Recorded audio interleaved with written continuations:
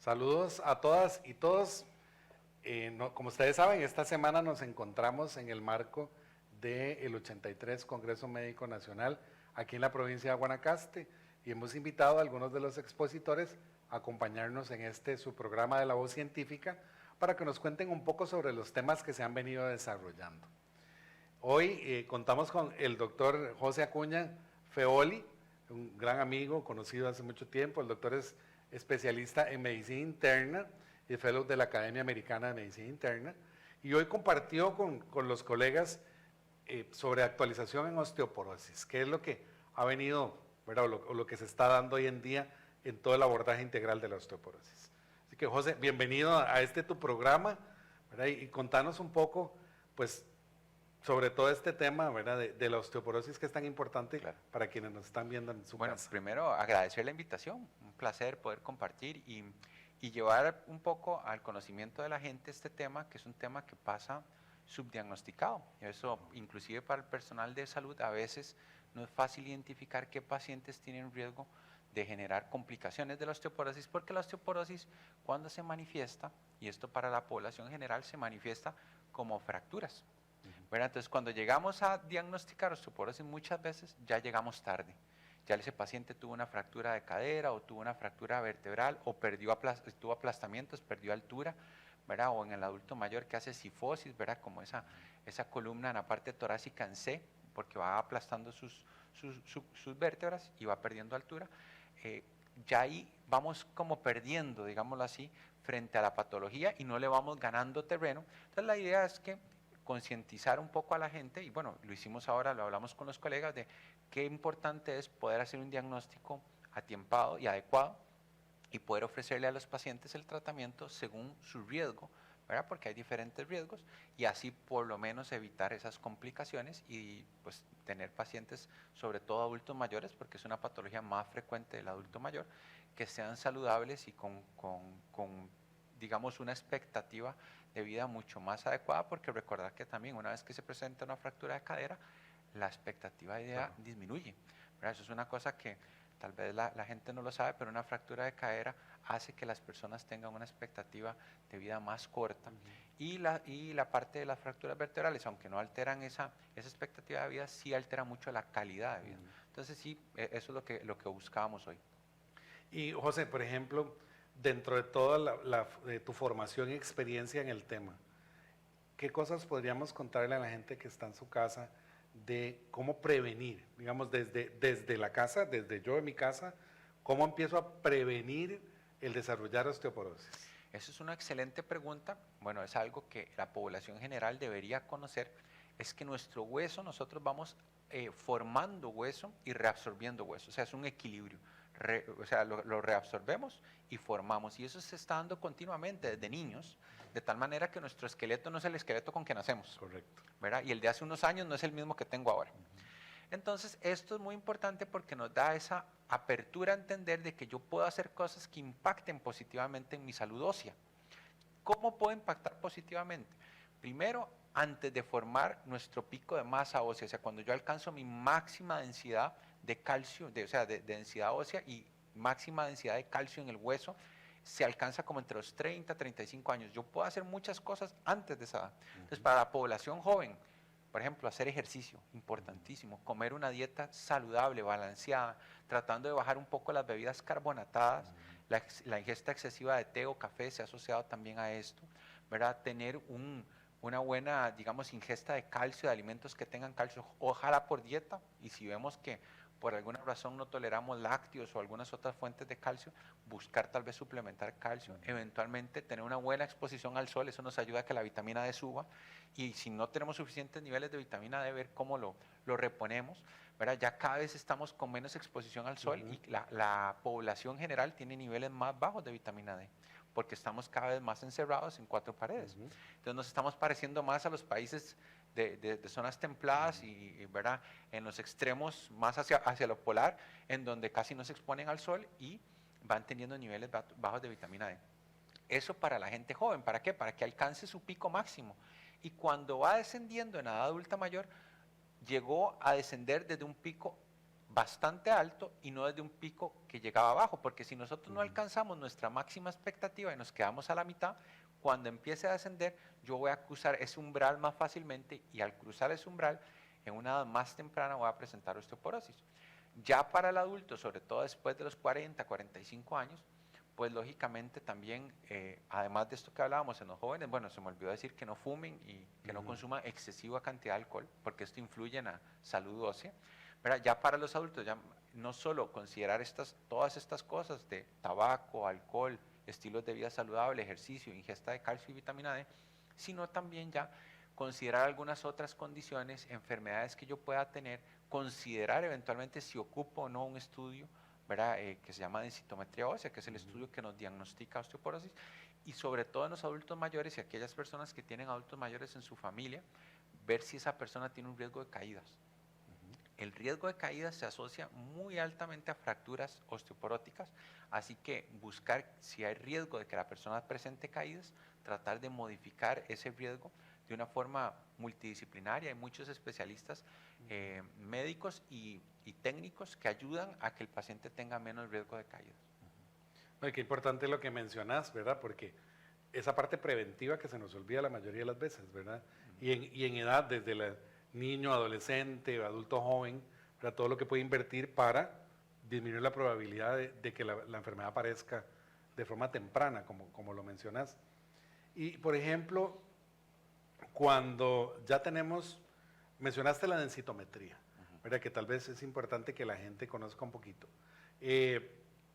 Decías, es el examen que normalmente nosotros solicitamos para ver la densidad mineral ósea, ¿verdad? Y de ahí partir si la persona tiene osteopenia o osteoporosis. Correcto. Entonces, tal vez, ¿verdad? Si nos quieres contar un poquito, ¿qué es la diferencia entre una y la otra? Densitometrías, hay muchos tipos de densitometría, ¿verdad? Entonces, algunas han usado, por ejemplo, ultrasonido y otros métodos que no son avalados ni son los mejores. Entonces, si las personas tienen que buscar hacer un estudio para diagnosticar osteoporosis, la mejor estrategia es hacer un estudio que se llama de DEXA. Estas son las siglas en inglés de un estudio de densitometría por absorción de rayos X, ¿verdad? Dual. Esas son las siglas en inglés. Y este estudio de densitometría con rayos X es el que realmente se ha usado como patrón de oro, ¿verdad? Y como guía para poder tomar decisiones en cuanto a ver si el paciente está con osteoporosis o un rango que es un rango previo osteopenia o bien en una densidad normal.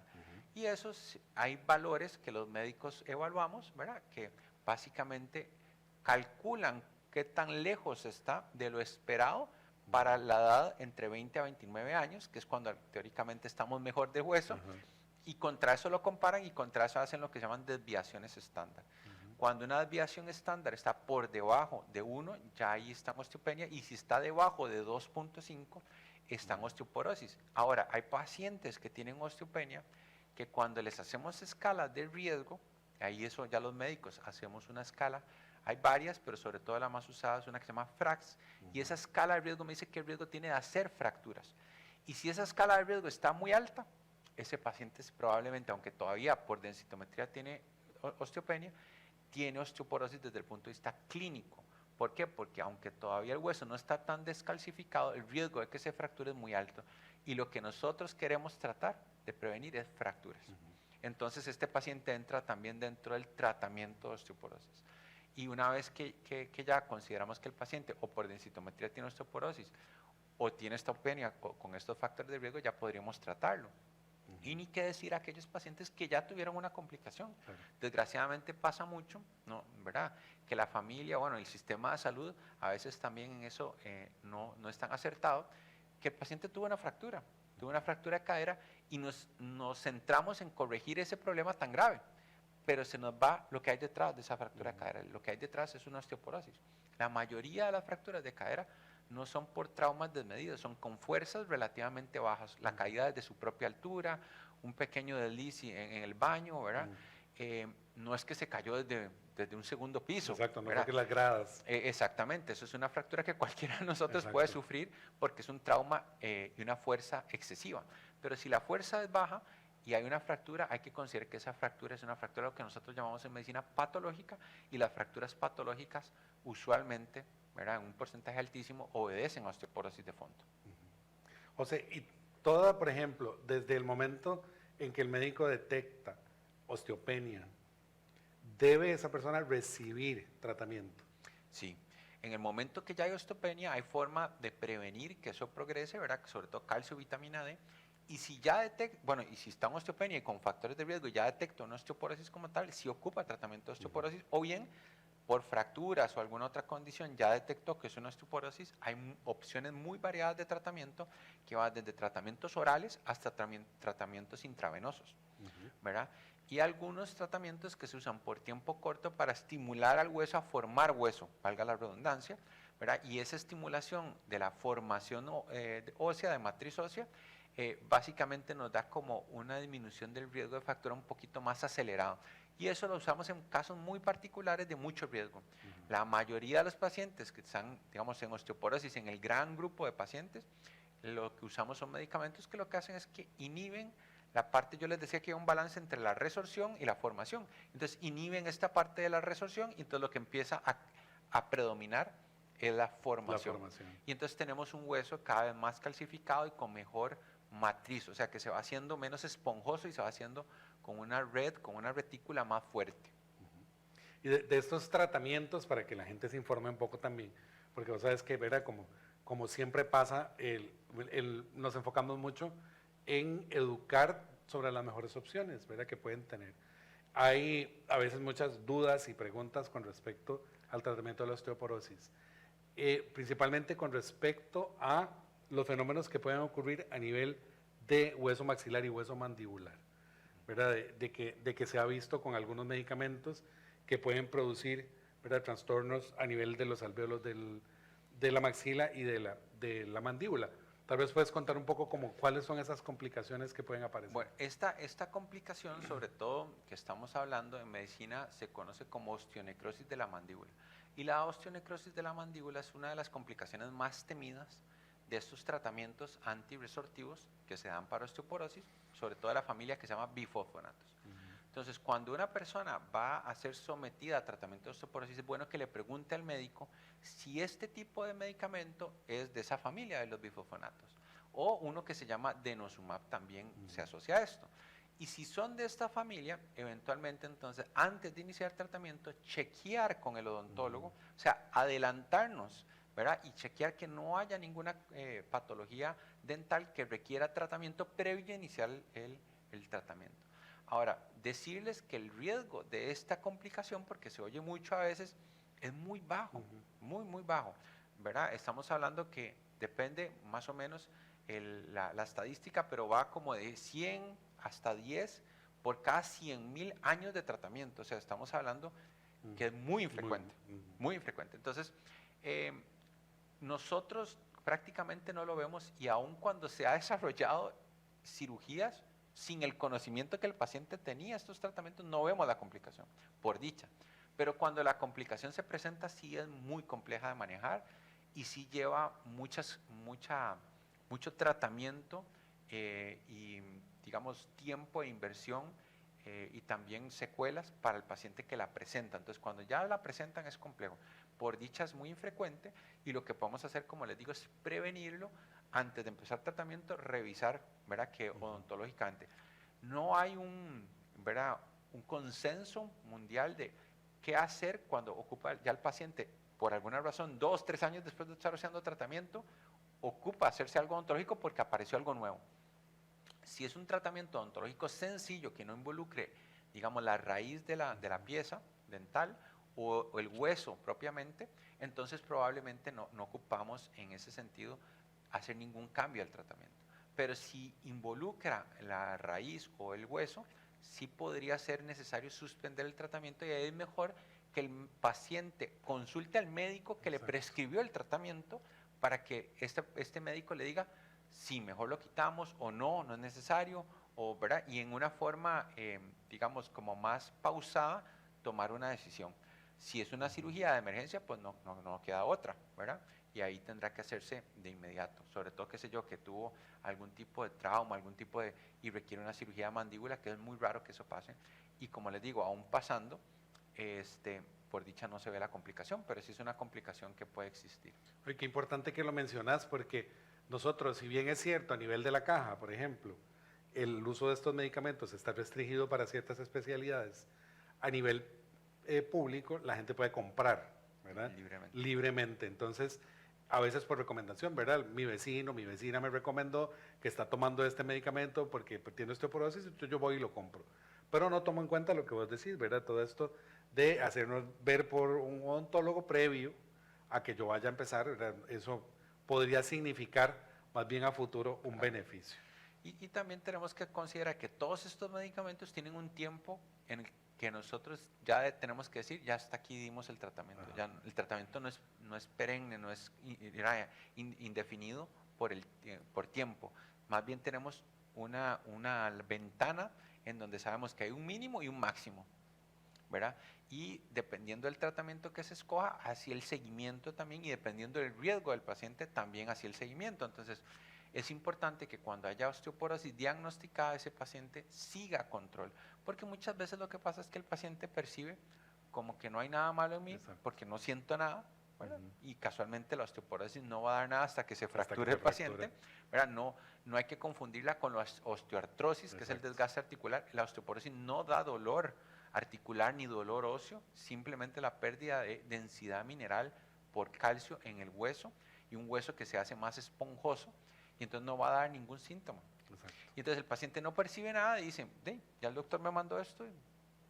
¿Verdad? Exacto. Y cada año debería tener una densitometría, cada año debería estarse evaluando cuál va a ser la estrategia, y cada cierto tiempo, dependiendo del tratamiento que use, podríamos decir hasta aquí el médico va a dar tratamiento y ya decidió no dar más, ¿verdad? A veces damos lo que llamamos feriados, Ajá. entonces damos un periodo sin tratamiento y luego reiniciamos el tratamiento si volvemos a ver que volvió a caer en osteoporosis. Entonces, esto es un seguimiento, Sí. ¿verdad? Y la osteoporosis muchas veces la corregimos con fármacos y unos años posterior o años después vuelve a aparecer y hay que volverla a tratar. Entonces es básicamente buscar la ayuda y la guía médica. Sí, porque eso es sumamente importante, ¿verdad? Que no nos vayamos a encontrar, como pasa también con otro tipo de terapias, ¿verdad? Gente que tiene 15 años de estar tomando medicamento y que no tiene seguimiento, ¿verdad? Y que no tiene nada. Entonces yo creo que es muy importante ese mensaje para ustedes en sus casas, ¿verdad? De primero, como decía el doctor Acuña, desde la prevención, ¿verdad? Desde que estamos jóvenes, con una buena alimentación, con ejercicio físico, no fumar, con consumo regulado de alcohol, ¿verdad? Para no tener complicaciones y llegar a esa edad que mencionabas, ¿verdad? Entre que cerca de los 30 años tengamos una madurez ósea adecuada, ¿verdad? Para que no caigamos. Y posterior a eso, si ya, ¿verdad? Aparece la osteopenia y la osteoporosis, pues consultar con los médicos, que puede ser desde el primer nivel de atención, si es en la caja, con médico, su médico general en el EVAIS, o a nivel de especializado, a cualquier nivel. El doctor Acuña Feoli nos acompañó el día de hoy, como les comentaba, él es médico internista, está en el Hospital Metropolitano, así que ahí se los encargo y se los dejo para que consulten con él. Muchísimas gracias, de verdad, Un placer. por acompañarnos en este pequeño segmento. Y vamos a estar de vuelta con más información de lo que venimos desarrollando en el Congreso Médico Nacional para ustedes. Gracias por acompañarnos.